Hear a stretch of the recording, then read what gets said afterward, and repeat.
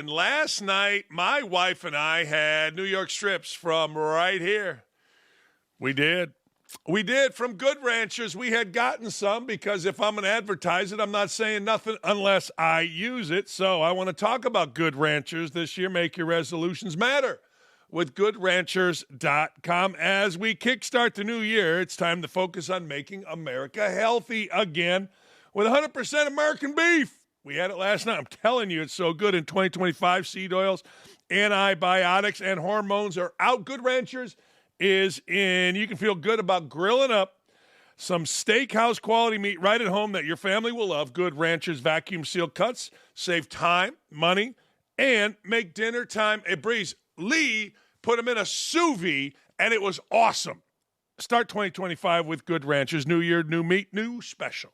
Subscribe to any box of their premium meats or wild-caught seafood and use my code Dakich. Use the code Dakich. GoodRanchers.com, code Dakich. Get 25%, $25 off your first box, free express shipping, and your choice, free ground beef, chicken, or salmon in every order for an entire year. That's code Dakich at GoodRanchers.com. Good Ranchers, American meat delivered. Look, we got beef, flat steak. We got boneless, skinless chicken breasts, wild-caught salmon, and the pork chop. There you go. All from Good Ranchers. Go to GoodRanchers.com. Let's get to the Super Bowl last night. Ladies and gentlemen, the Super Bowl last night was exactly as this guy predicted it. What has two thumbs and predicted the Super Bowl right? This guy. On my Sunday Thoughts on Twitter, X, I gave you Devontae Smith as well. We told you the other day we're going Devontae Smith over 60 yards. Thank goodness for that deep pass. And we're taking the Eagles. Fly, Eagles, fly. And they absolutely did. They embarrassed the Kansas City Chiefs during Super Bowl 59. They did. 40-22. The Birds are champs again. Second time in franchise history as Jalen Hurts was the MVP. Went 17-22. 220 yards passing, one passing touchdown, an interception while he rushed 11 times for 72 yards, and the tushy pushy. On the other side, Patrick Mahomes' stats look a hell of a lot better than they actually were. 21-32, 257, 3 touchdowns, 2 turnovers, 2 big-time interceptions, including a pick six, which is so funny because my African-American friends were now claiming Cooper DeJean. My boy Reggie Jones said we claim him. They got Isaiah Hartenstein last year from the Knicks, and now as soon as Cooper DeJean weaved his way to the end zone, the text came in from Reginald Jones, and he said very clearly, hey, look, yo, he's African-American. I know you can't have him. It's an ongoing joke that many people, I hope, find offensive. The text was, DeJean is half black. That's right. No, you cannot have him. Give us one, particularly at the cornerback position. Give us one. Damn, Reggie. All right, credit. Here is Clay on Jalen Hurts. Credit to Jalen Hurts. Tremendous lesson. We talked about this all last week for kids out there. Benched at halftime of the national championship game for Alabama. Tua got in there, refused to publicly pout, commits himself to working his ass off to get better. Now he's a Super Bowl champ. Phenomenal comeback and resilience. Look, here's the deal. I mean, there's a book out. Armin Kantayan wrote it about this situation. Apparently, Hurts' dad was in offensive coordinator Mike Loxley's hotel room when Loxley got back from the game, and Hurts' dad, a coach, is bitching, whining, and moaning about his kid getting benched at halftime. But as Clay said there, you never heard Hurts publicly criticizing, publicly sulking. He went to Oklahoma, ended up being the runner-up for the Heisman, was drafted behind a bunch of quarterbacks, ends up winning the starting job with the Philadelphia Eagles, and now in his short time with the Eagles has been to 2 Super Bowls. And you can make the argument the 2 best games he's played in his career have both been where? In the Super Bowl. Isn't it amazing how resilience helps people? Isn't it amazing how you can get benched in the biggest game ever, which is an absolute embarrassment to an athlete, and next thing you know, you bounce back, and the 2 biggest games you'll ever play, both Super Bowls, you play great. One to the point where you win it and become the MVP. And it was much deserved because other than the defensive front, for the Philadelphia Eagles, which absolutely dominated everything about the game, had Patrick Mahomes literally running backwards and spinning around. Jalen Hurts was absolutely fantastic. All right, let's go through some things here. Super Bowl records. Listen to this. Fewest total yards in the first half of a Super Bowl since 1990. Now, remember, those of you that are my age, 1990 is a long, long time ago. It is 35 years ago. There you see it, the Chiefs. 23 yards. 23, 2018 Rams got you 57. 2002 Raiders went and got you 62. 23 yards. Didn't get across the 50-yard line till the fourth quarter or late in the third, I do believe. Ricky Cobb's analysis of the game. Lenny Dawson smoking a cigarette and drank a Fresca at halftime of the Super Bowl. Patrick Mahomes wanted to smoke meth and drink a bottle of Everclear at halftime of the Super Bowl. Advantage Dawson. This, ladies and gentlemen, is one of the most iconic pictures in the history of the Super Bowl, maybe the most. I know Lynn Swann over the shoulder, Joe Willie Namath walking out. I get it. But that right there, halftime on a folding chair? Are you kidding me? True Social. True Social is where Donald Trump hangs his hat, and the president who was there and got a rousing ovation, much to the chagrin of Taylor Swift, who got booed mercilessly. Here's what Donald Trump had to say. The only one that had a tougher night than the Kansas City Chief was Taylor Swift. She got booed out of the stadium. MAGA is very unforgiving. Well, all good things must come to an end. And when you lose, we don't care so much. It's a true story. So Taylor's there. She's in the front row of her suite. She wasn't wearing a jacket. She showed the whole body. You know, it's Super Bowl Sunday. You got to show the goods. Next thing you know, they show her on TV and everybody's booing. We're back, America. We are back. And I got to tell you, that made my daughter very upset and probably made your daughter very upset because for whatever the reason, all of our daughters love Taylor Swift. Well, that's all well and good. But guess what? She got booed. There's no ring for her. People thought there was going to be an engagement after the game. No ring for Travis Kelce. No ring for Taylor Swift. But before we just clown, I should say, the Kansas City Chiefs, understand something. They lost in the Super Bowl. My Indianapolis Colts didn't make the playoffs. So I don't want to hear anything from fans of other teams. Hey, look, you're Philadelphia. You want to give them hell? Ride that pony, baby. But I don't want to hear it from the San Diego Chargers fans. I don't want to hear it from the New York Giants fans. I don't want to hear it from Colts fans. You know, it's amazing. It's like you shouldn't have made the Super Bowl in the court of public opinion because if you do and you lose and you get ridiculed, what the hell? They had a great year, the Kansas City Chiefs. They just got blasted by a team that was better. And a friend of mine asked me, why did you bet the Chiefs? And I said this very clearly all week. When you had the opportunity 2 weeks ago to watch the Eagles play first and drop 55, and then you watch the Chiefs play and kind of sort of struggle, you're kind of like, that's the better team. And as we talked all week, nobody better than that front line. It was actually 85 Bears-ish. Now, I know that dates me, but I don't care. It's still my favorite team and the favorite team of a lot of people. It was the first rap video, TikTok, the Super Bowl Shuffle. I really never saw a team dominate like the 85 Bears. I did last night. It felt like, did it not, that every time Mahomes was going to drop back, there was a crowd around him. It felt like every time that Vic Fangio, who played second fiddle to Spags, and rightfully so, Spagnuolo has won everything there is to win numerous times in the NFL. But it felt like Vic Fangio really had it figured out. And boy, does he have talent up front. That Jalen Carter, think whatever you want, but that dude disrupted.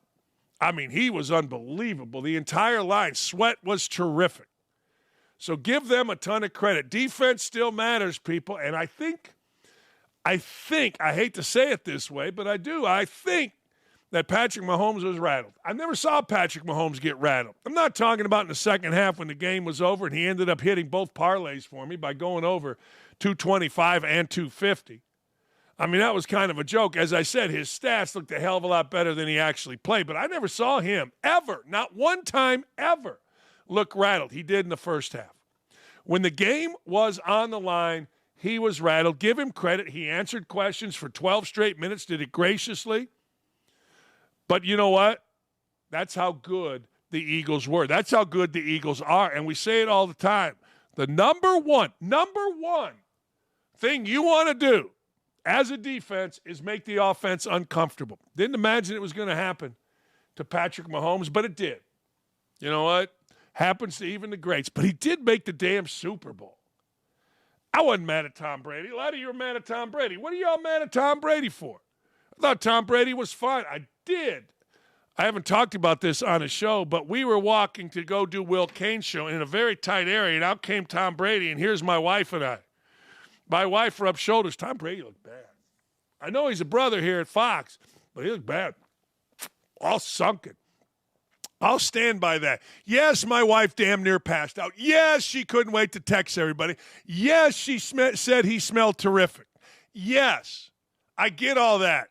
But I got to tell you, it made me feel better about myself. That's right. He didn't look so good. I don't know what's going on there. And a lot of people were commenting it.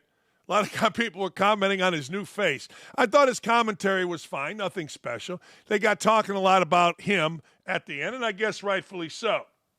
But damn, standing right there, I no longer think he's got all that over me anymore. He doesn't have this. He's got that. I'm better looking. Hey, Buffalo Bills quarterback Josh Allen was named the NFL MVP on Thursday, and Josh Allen haters are up in arms that Lamar Jackson didn't win, calling Allen the DEI MVP. Good. Oh, here we go. You know, close your eyes. Who am I going to talk about? Shay. Shay's got to be in there. All right, the topic started with Shay, Shannon Sharp, and Chad Johnson, who reacted live to the MVP announcement and repeatedly referenced how good one of their viewers was for calling Allen the DEI MVP. Good. I mean, look, all over ESPN, those two guys are on television for one reason, DEI. What do you think Mina Kimes is up there? DEI. Why do you think Foxworthy's up there? DEI. Why do you think Orlovsky's up there? DEI. You got to have a white dude, some white dude, that you can make fun of, which was ridiculous between Saturday and what's-his-face, not Foxworth. Saturday and Foxworth did make fun of Orlovsky. Everybody's DEI. That's what I'm saying. Anyway, suggesting he won the award because he's white, and the title took on a life of their own. Good. Well, if you know what the word inclusion means, then Josh Allen is literally the definition of DEI MVP, posted Pro Football Writers Association Scott Kasmer, the founder of Black Sports Online, who seemed to agree. ESPN writer David Dennis. Oh, you guys forgot the junior. David Dennis Jr. Yeah. Called Allen winning another racial battlefield in sports. Okay. Good. Get mad, get glad, get angry, get sad. When David Dennis Jr. is mad, we know we're rocking, we know we're rolling, we know we're shaking, we know we're baking. What are you going to do? Josh Allen was pretty good. He did more with less. You want to get mad about it? Get mad about it. Don't matter to me. I just rack them up and knock them down. Here we go. The idea that Jackson deserved the MVP this year because he had the best statistical quarterback is inconsistent with past standards. See, this is why OutKick is the most popular, fastest-growing sports media website in the world. Because of things like this. You're going to hear actual facts, not crazy people talking crazy. Listen, Drew Brees never won an MVP award, despite often having better numbers than Tom Brady and Peyton Manning. The Ravens finished third in the AFC with 5 losses. That, not race, is why Jackson was not the MVP. Oh, not facts. Oh, wait a second. Time out. Did we just use facts at OutKick.com? I think we did. The idea that racism lifted Allen over Jackson is also quite laughable, considering that Jackson has already won 2 MVPs. Patrick Mahomes has also won 2. As hard as it is for the sports media to stomach, sometimes white people deserve the award too. even in the era of the black quarterback, as an ESPN editor recently declared this current era of the NFL. All right. I thought both are terrific. I did.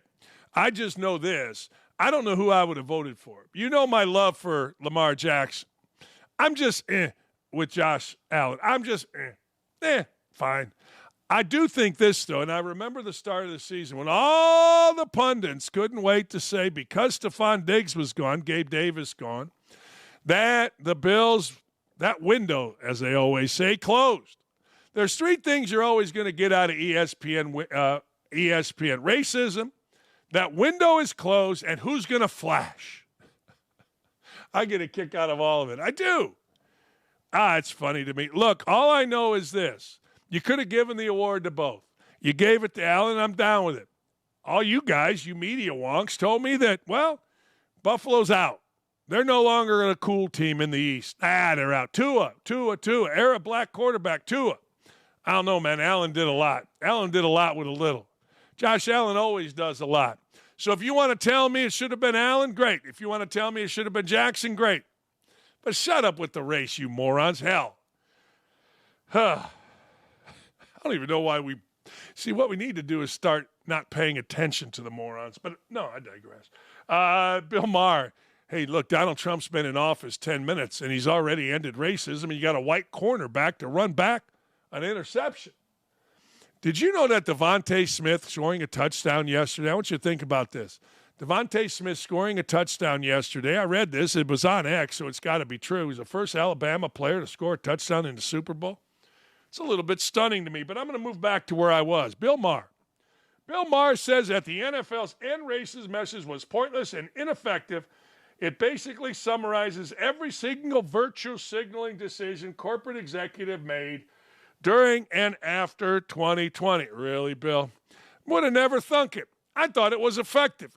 I thought racism ended when they put end racism. What really ended racism was Donald Trump coming in. It did. It has. Here's Bill Maher.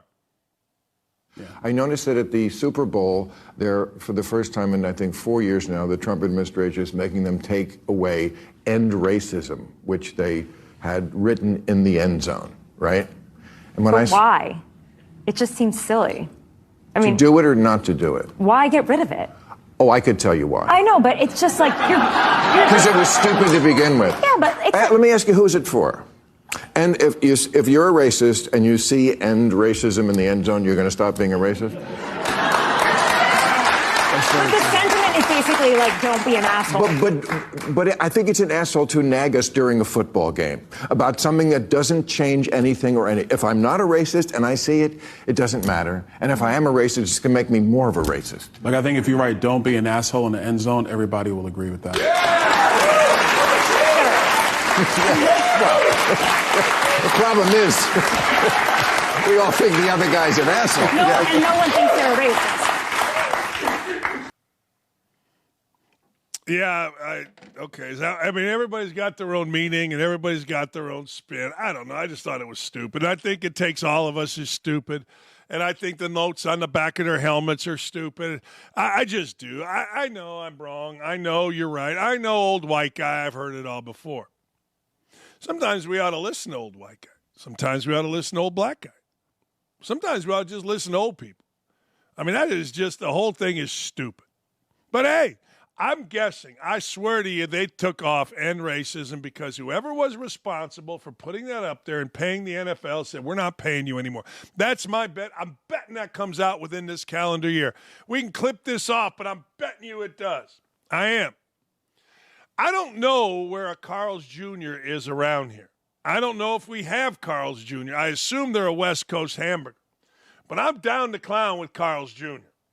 Carl's Jr. is doing the anti-Bud Light with Dylan Mulvaney. I still won't drink Bud Light. I won't. I don't care. I'll drink Miller Lite. I do drink Miller Lite, matter of fact. But anyways, Carl's Jr. is bringing back incredibly hot women. Yeah. To showcase new burgers in their Super Bowl commercials after 8 years away. Carl's Jr., baby. Give us hot women opening their mouths eating burgers. Find Livy Dunn. Get her finger out of her mouth and stuff a burger in there. Shaping a new cultural shift with these Super Bowl ads. I don't know. The only ad that I didn't really care for, I thought Nike tried to preach to us with a bunch of, angry women. And they try to tell us that women can't. Now women are demonized still? Oh, boy. Anyway, 8 years ago, Carl's Jr. ditched sexualizing, stupid, burger ads featuring models. The franchise previously used Paris Hilton and Kim Kardashian in ads. And in a 2011 press release, they said, we believe in putting hot models in our commercials because ugly ones don't sell burgers. That's right. That's exactly right. I'm sorry. You put fat guys up there, they better be funny. You put fat women up there, they better be funny. But nothing says I ain't buying it than a fatty up there trying to be serious and we're being told to celebrate their fat. It doesn't work. I'm sorry, but that's the way the world is. I mean, that's just human nature. That's why they call it attractive, because you move towards. Repellent, you move back. And you can have all the Vogue covers with some fatty in diapers, and I ain't buying it. Anyway, in a steamy new Super Bowl themed ad, TikTok influence, oh man, Ejected Earl promotes the Carl's Jr. hangover burger by rocking an extremely skimpy outfit. Yeah, here we go. The ad is a complete throwback to the more vulgar early 2000s era, when busty blonde models were plastered and broadcasted everywhere. Yeah. Let's have a screenshot. Let's check it out. Yeah, I see you, baby. You got the Farrah Fawcett hair. You got the barely covering stars and stripes on the nips. And you got a big-ass burger in that right hand. Yeah. Here comes ad number 2. Let's have a look. Yeah, let us know. Look at that face. All right, that girl hasn't eaten a burger since in her life, probably. What is she, like 24 years old?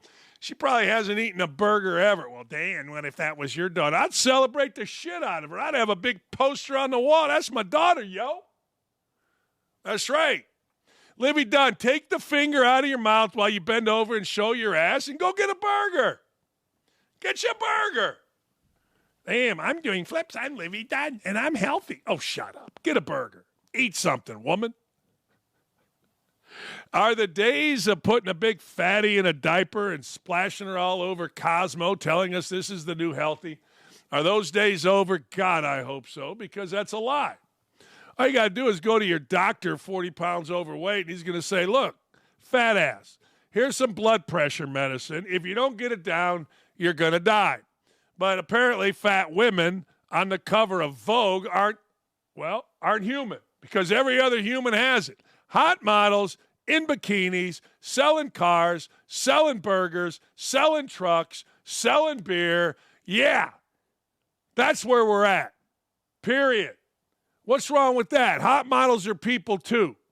Why we discriminate against a hot model wearing a bikini? Seems wrong.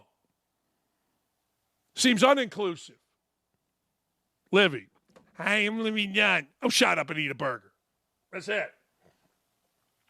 Oh, man. You know, you hire one of the Ryans, you get stupid. Now, Rob Ryan is the, I guess, crazy one. He's got the long hair. He's acting wacky. New USC assistant football coach Rob Ryan, brother of, he had quite an introductory press conference on Wednesday as he spent over 2 minutes essentially having a conversation with himself. Now, this is something I can get down with.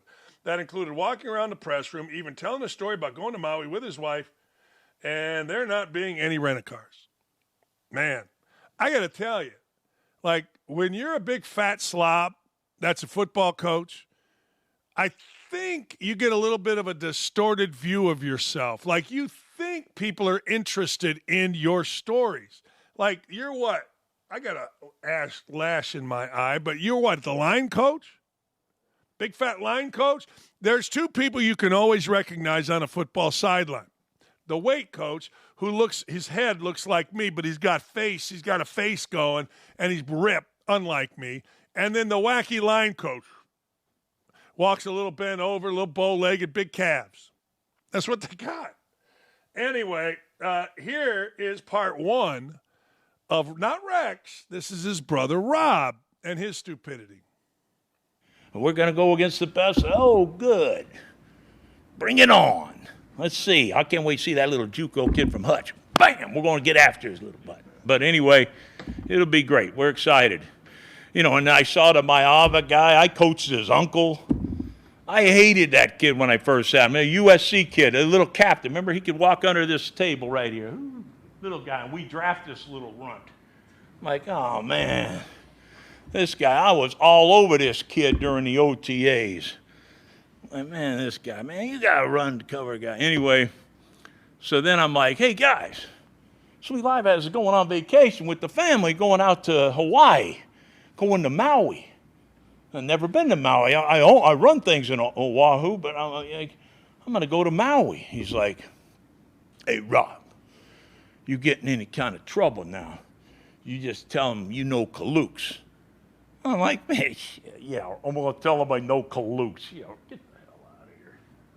Walk out there, do the usual. Got me and the wife there. Oh, we're going to have a romantic evening.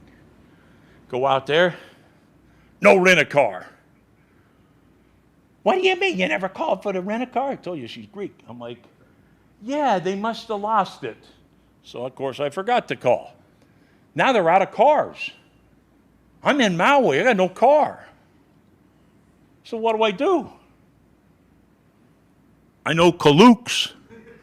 I got a car. Oh, you know Kalooks? Swear to God, hand to God, true story. I got a van. I'm like, yeah, Kalooks, my man. Anyway, I ended up loving the kid. He was, oh, man, is he mean as a rattlesnake. And there was a reason why that kid was captain with all those first-round draft choices. I love that guy. Ended up, looks can be deceiving. There you go, man. Oh, is he cool? All right. Well, here is Lane Kiffin's response to that. Someone sent me and said, is this real or AI? I said, it's definitely real. Just Rob being Rob. Should have his own TV show. No, he's an idiot. I mean, only really smart, handsome men have their own TV show. Rob Ryan is a dumbass. And where did he get the Southern accent? He grew up in and around Chicago. Whatever. Dana White not happy with the Australian media. He absolutely unloads on them. He ain't afraid either. Dana White says they are the biggest pussies, that's his words, he's ever seen in his life. Wow. Dana White probably doesn't hang out with very many, but he said that about the media. All right, here's what Dana White had to say. White's comments at the UFC 312 event in Australia came after a reporter asked if the government tried barring him from putting Sean Strickland in the main event. I love Dana White. Here he is. I thought that was fucking hilarious. Yeah, no, most of us do. It's ridiculous. We don't even like the paper here. But listen, for a place that is so tough and the people, everything on land and the water can kill you. You have the biggest pussies I've ever seen in the media in my life. I saw a story where a guy was like, I saw Dana do a podcast with the Premier and it physically made me sick. Holy fucking shit. You guys have to have the biggest pussies of all time in the media here. Just for the record. Man, that's saying something. Because I was in New Orleans. I mean, you walk in the media entrance, I don't know if anybody is, quote, pussies, but the biggest slobs of all time in media reside in the United States of America. I mean, what filthy pigs, particularly the print media, walking in every day to the media center. So I'll give Dana that the biggest pussies are in Australia, but the biggest, filthiest piece of slobs in the history of media reside right here in the United States of America. All you got to do, you could literally go TV guy, podcaster, boom. Oh, that's a print media clown. Look at this idiot. Seriously, that's why I don't respect them, because they don't respect themselves. They don't. I mean, this would be way overdressed. See what I'm wearing right here? Nice. What is that, Tommy Bahama or Shark, whatever it is? I don't even know. My wife gets them for me, usually from Costco. But damn, these dudes slovenly, the worst. And they brag about it. They think it's funny. No, they're just pigs. Anyway, I'm with you, brother. Here we go. You wonder why, You wonder why John Morant's a dumbass? Do you really? I mean, we haven't thought about John Morant since, he punched a little kid playing basketball? I don't know. But John Morant's daddy got himself kicked out. T. Morant, who is nondescript and by all accounts used to be a really good dude. Like really good. And then his kid made the NBA, and now T. Morant can't handle it. I mean, his son has been suspended and guns and stupid. And he's a really good kid, but he got to the NBA and he couldn't handle it. T. Morant, dad of Ja, can't handle it either. He was once again wreaking havoc courtside Saturday night, getting ejected from his son's game after berating officials with, "The fix is in." Once he said that, they said, "Yo, what's your name? T. Morant? Are you father of him? Yeah, get out." Why do dads have to be dumbasses all the time? According to the poll report conducted with crew chief John Tiven after the game, the elder Morant kept repeating overtly disrespectful statements about the officiating crew, which led Tiven to approach security to remove him from the game. More often than not, T. Morant sits courtside during the Grizzlies home game, but this time was cut short on Saturday and reportedly yelling, "The fix is in," while walking off the court with security. There you go. All right. I want to get to this story in the first segment. We've got the biggest balls of them all. Yes, right. Everybody's all at Twitter. I'm going to first say this, an editorial comment, if you don't mind. Uh-oh, wait, you guys just changed it on me. I was just doing it, and you guys just changed it on me. Wait. Where is the story about big balls? We can't do Scroll up. Huh? Scroll up. Scroll up. Oh, okay. I'm sorry. Yeah, there you go. DOGE employee, 19-year-old, who goes by the name Big Balls, is driving the woke media insane. And Large Balls has captured the nation. No, seriously. This is one of the 19-year-olds that is finding all this stupid stuff that our government is spending money on and has lawmakers really pissed off because it appears that water faucet of cash is being turned off.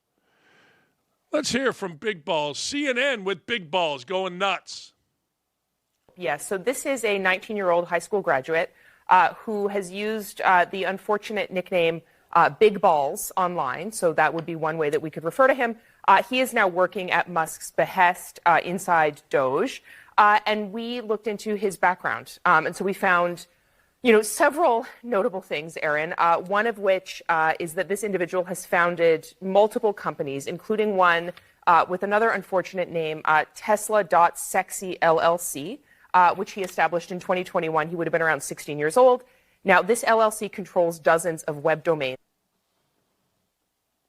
Oh, my God, can you imagine? My friend Worm did that a long time ago. He controlled web domains. So, I mean, we had to dig into him. We wanted to find dirt, and the only thing that we could find, according to this stick stuck in the ass woman, was that he controlled web domains, and he was enterprising enough at 16 to start a company. But the old stick in her ass woman on CNN doesn't like that. No, it's not her thing. That's all you can come up with? Damn, Big Ball's pretty good dude. Here's more from CNN. In the private information about maybe hundreds of millions of American citizens as young as 19, the big balls here that Katie's talking about. Most of them are in their early 20s. There's an exception I'm going to get to in a minute. I'm curious, though, Kara, how well does even Musk know these young men, do you think? I have no idea. I think there's no. Why don't you just say, I have no idea? I mean, anybody that is upset by what is going on to save our taxpayer money is out of their mind. Now, I get it. They're making up that they're going to go into all of our finances. They're not doing that. But that's what these three women have to do because, well, why else would they be on TV? Literally, Donald Trump could come out and say, we have officially cured cancer, and these three women would sit there and bitch. Yeah, I said bitch. Well, you can't say bitch about women. No. I always have said bitch, whine, and moan, and I'm going to stick to it. All right, here's another one. MSNBC had to chime in because, well, it's MSNBC. Teams, and I'm hearing parallel stories, frankly, of, multi-decade federal employees having to sit in front of a child and explain to a child why they shouldn't be fired. Not only is that demoralizing, it's insulting. It's actually insulting to the legions of federal employees who do hard work every day. No question about it. Oh, really? Now we're children. I mean, whenever I criticize, I don't get it. So you can go to war, you do all that stuff. A child. All these women talk the same. Where did all you women get the same voices? A child. He's a child. Oh, good. Damn, we've left it up to old white people for years and years and years. Then we gave it to old black people for a few years, and it's still jacked up.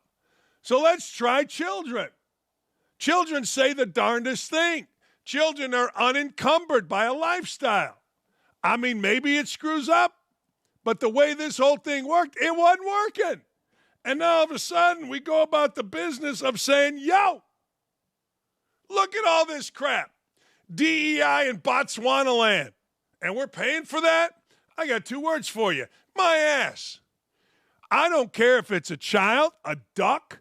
I don't care if it's black, white, green, purple, male, female, old, young. Somebody, somewhere, somehow, protect my tax money. And to you idiots that are out there saying, well, even if we kept on this current rate and $17 billion was saved this year, that's only 2% of the entire budget. That's nothing. Then give me my 2% back. Cut off 2% to all of our taxes. If 2% is nothing, then give me my 2% back. I was seeing the other day, well, this is nothing. What they're doing is essentially nothing. Really? All right, I'll take my 2% back. I'm not going to tell you what I make, but 2% would buy me some stuff. It would help you. They act like 2%, then give us 2% back. Then cut the tax rate by 2%. What they should do is give us our money back relative to how much they save us. Save us 10%, give us 10% of our money back. Whatever we paid in tax, give us 10% back. How about that? I don't know. If it's nothing, that seems fair to me. I don't give a damn if people are black, white, children. I don't give a damn if they're adults, male, female, trans. I don't care. Hire the best people to go in there, and that's what DOGE is doing. And go get them, big balls. You sexy bastard, you sweet bastard, as my friend Ricky Cobb said.